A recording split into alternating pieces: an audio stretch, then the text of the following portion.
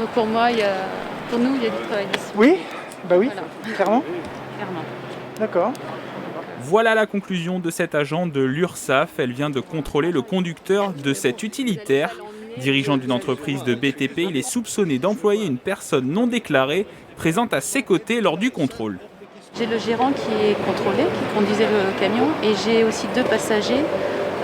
Donc il a déclaré qu'il travaillait, qu'il donnait un coup de main. On va contrôler les utilitaires, donc les chauffeurs, savoir s'ils sont déclarés, et éventuellement les accompagnants, voir effectivement aussi eux s'ils sont déclarés. L'objectif, c'est quoi ?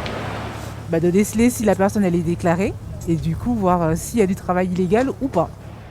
URSSAF, mais aussi Caisse primaire d'assurance maladie des Yvelines étaient présentes sur cette vaste opération de contrôle sur l'aire de repos de Morinvilliers.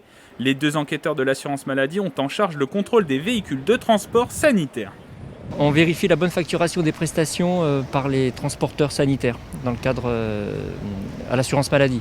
C'est pour éviter la facturation d'actes fictifs, éventuellement des équipages qui ne sont pas agréés au niveau de l'ARS, connus dans nos répertoires.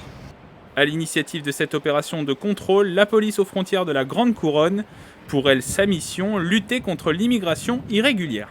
Nous ciblons principalement des camionnettes de type de chantier qui sont susceptibles de conduire des personnes en situation irrégulière sur des sites tenus par des entreprises dans le domaine du BTP ou autre.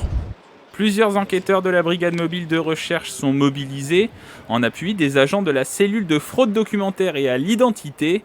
Pour débusquer les usurpations, les agents utilisent une loupe portative ou un microscope. Alors, par exemple, je vais me mettre sur Marie, là, sur le prénom.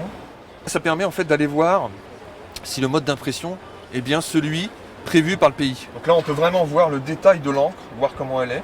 Donc là, on voit qu'il n'y a pas de parasites, il n'y a pas de bavure. Concernant la brigade mobile de recherche de la police aux frontières des Yvelines, une dizaine de personnes travaillent dans cette unité. En 2021, elles ont effectué 117 contrôles, dont 51 se sont avérés positifs.